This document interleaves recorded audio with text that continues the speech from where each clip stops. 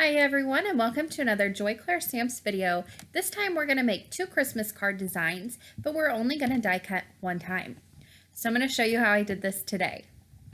So the first thing I'm starting off with is two cardstock panels here. I am going to first die cut one of these. These are A2 sized. I'm going to set the other one off to the side, and I am using plain circle dies here. Now, if you wanted to, you could switch this up. You could use some really fun ornament shapes. You could use stars. You could use hearts for a fun Valentine's Day card, anything like that. But I'm going to use circles just to create some ornaments here. I'm using three different sizes, a large, a medium, and a small. And I'm just going to tape these onto that A2 cardstock panel. Now, I'm going to hold these down with some painter's tape, and then I'll go ahead and take that to my die cutting machine and run them all through at one time.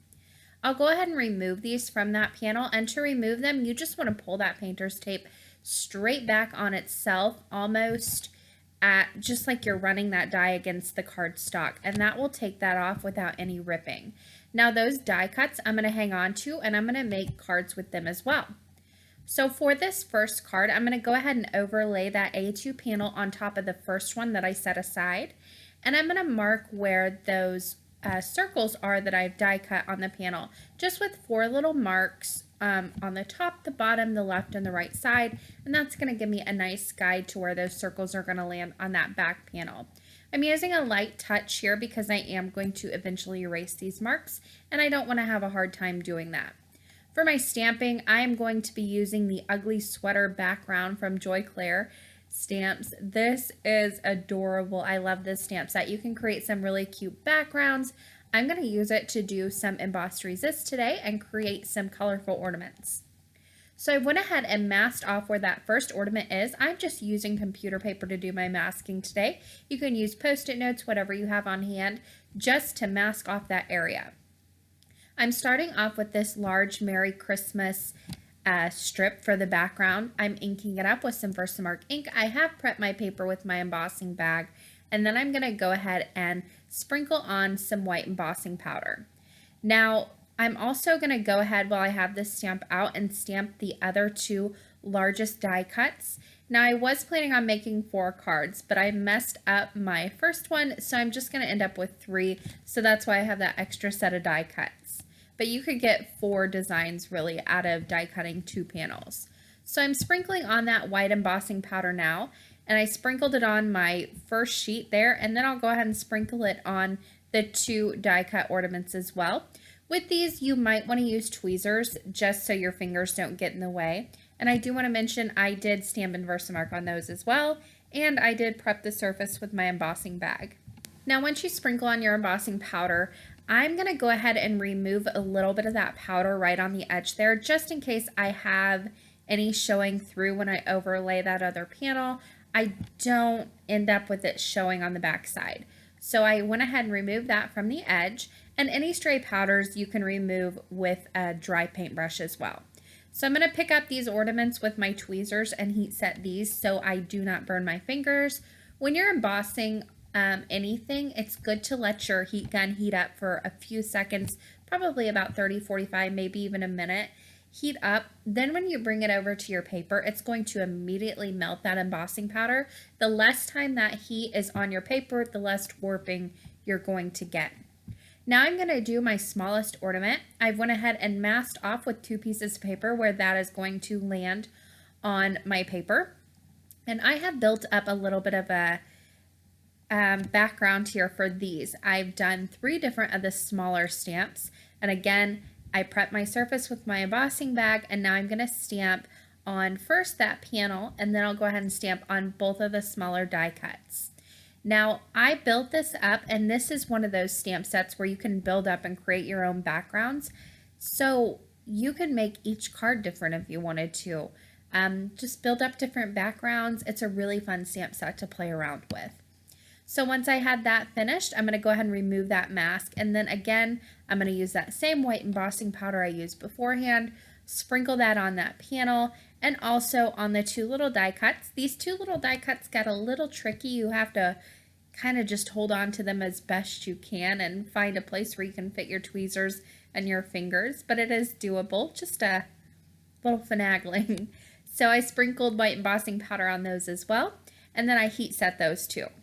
So on my final one, I'm going to do the same thing I have been doing. I'll go ahead and use this large snowflake background. I like this one the best, I think. I just really like that snowflake pattern.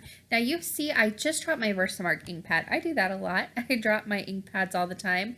What you can do to fix that, because I did drop it on my little die cut there, I don't want it to pick up any embossing powder, so I'm just going to go ahead and take my embossing bag and put quite a bit of powder over that. That's going to just make that not sticky at all anymore, and I won't have any problem. So I'm going to go ahead and ink this stamp up with some Versamark ink once again and stamp on the panel. And now I'm going to do both of these die cuts both at the same time since it's such a large stamp. And then I'll go ahead and stamp those right down on there again. I've prepped that surface, and one of them has that really heavy embossing powder on it. But you'll see here, it doesn't even matter that I dropped that. It just takes away that stickiness, and I won't have any problem with embossing powder sticking where I don't want it. So once that was finished, I've got all of these die cuts, but with my white on white, I need to go ahead and add some color to really make that embossing stand out. I'm using my Distress inks today, and I'm doing 3 cards, so I am doing 3 different color combinations. And there are 2 colors in each one of the combinations. So on this first one with my panel here, this one's a little bit more tricky and takes a little bit more time. This might not be a card you want to make a ton of, but the second one, I mean, really you get 2 cards out of each time you die cut, so it does end up being a really quick project, to be quite honest. Now for this first one, I am doing the panel, and I've masked off where that, where it's going to end up falling on my paper, and I don't want it to fade into any of the other ornaments, so I've masked off where those are. Now I keep overlaying that panel back on top, and I have erased my pencil marks. If you don't erase your pencil marks before you put down your Distress ink, it's going to stay there. You won't be able to get to it. You'll ruin your Distress ink trying to get to it. So just go ahead and give those a quick erase. Then I'm adding on some festive berries right over that top ornament. Now I'm not going all the way to the edges here, just in case that other panel is cut slightly smaller. I don't want it to show through. Now I overlaid that just to make sure everything was good, and I'm also going to go ahead and mask off for my next ornament. I'm doing that bottom one because I'm going to do the same color festive berries on it. So while I have that ink out and that sponge on my blender, I'm going to go ahead and do that one next. So here you can see as I add that Distress ink over the embossing, that embossing will resist the ink and it's going to show that stamped image, and it's just gorgeous. Now it will get a little buildup of color. You can see I did this on that first one. I just take a dry cloth and buff that over the finished image, and that's going to remove any excess ink that's kind of built up and really make that white embossing powder white again. Now for my final ornament, I'm going to use some crushed olive Distress ink, and this is the smallest one, so it was very quick and easy to do. It took only a few seconds. And then that panel is completely colored in. Now I'm going to go ahead and move on to my next set of ornaments. Now for this one, I'm going to be using some cracked pistachio Distress ink and also some worn lipstick. So this is a little bit of a different color. It's kind of like those light pinks and light blues that you see sometimes at Christmas, but I really like this color combination. So for these, it's very, very simple and easy to get this color on. You just need to go ahead and sponge it on those die cuts. And again, that embossing is going to resist the ink, so you're going to have that beautiful pattern left. You just need to take a dry cloth and buff away any little excess ink that gets built up on there. Now for these, you might want to take an extra just scrap piece of cardstock and use that to hold on to these. Sometimes if you have some lotion on or just the regular oils from your finger, can start to move around the Distress ink and it might get a little splotchy here and there. I didn't have any problem with these, but if you do end up seeing that, just use a scrap piece of paper to hold on to them.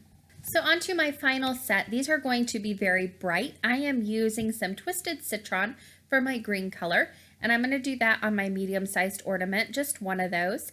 And then for my second color, I will be using Abandoned Coral. Now I'll just go ahead and put this on the largest die cut and also the smallest one.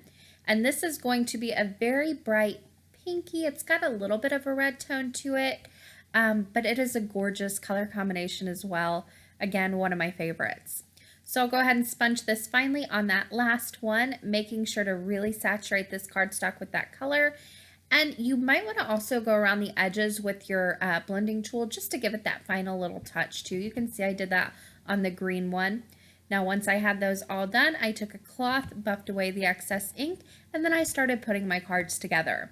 So for this first one, I'm going to go ahead and overlay that stark white panel. I'm just using some fun foam and double-sided adhesive on the back of this. I've kind of filled in all of those open spaces, and that is going to make it to where if I put this through the mail, it's not going to flatten out on me. Now I've also used the Christmas coffee stamp set. It's got kind of the same sweater theme going on in there, but it's got that little joy sentiment in there. I went ahead and threw that on that card. I really like that combination.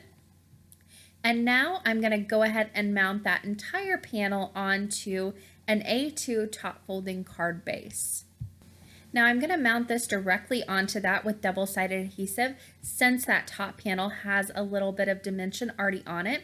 Now if you wanted to take this even a step further, you could turn these little ornaments into shakers and that would be absolutely adorable. So just another idea if you've got someone really special you want to send one to and take it that extra step, that would be perfect.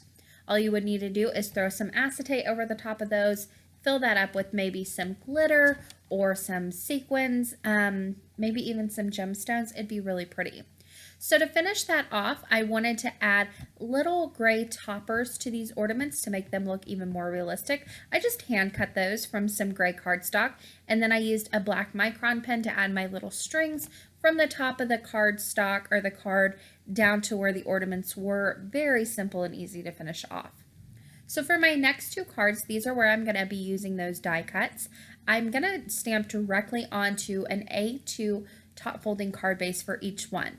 Now for these, I'm using the Hello Sentiment stamp set, and I am stamping the word happy. Now since I'm doing two cards here, and if you decide to make bulk of these for your Christmas cards, grab your Misty or any kind of your stamp positioner and just quickly go through and stamp all these. Once you position the first one, you can just go through and stamp these so quickly.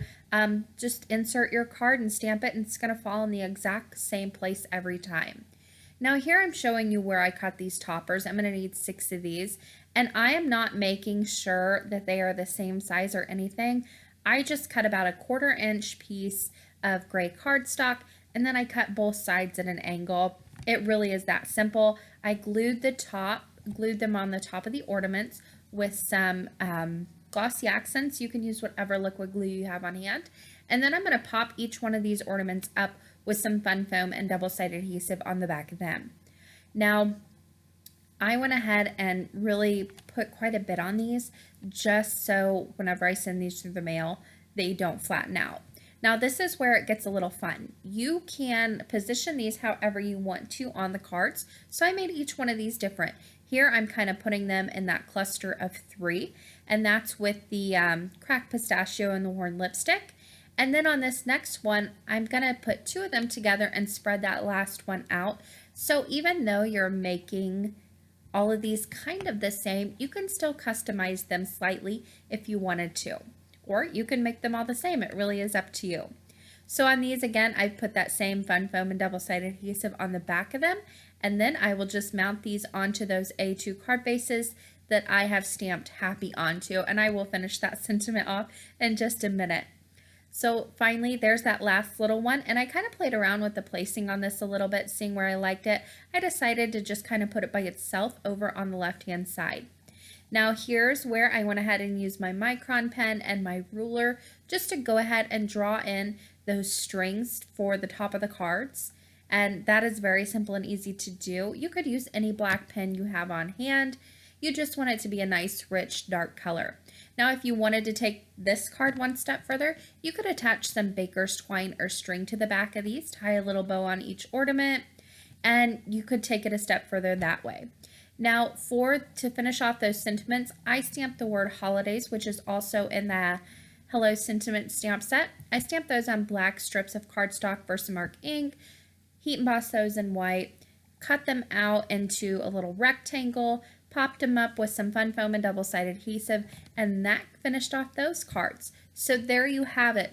2 different card designs that you can get with just sending one piece of paper through your die cutting machine. That ugly sweater background stamp set was just the perfect addition to these ornaments to really help them stand out and give them that little extra something to make them even more special. Here are some final photos of the finished cards.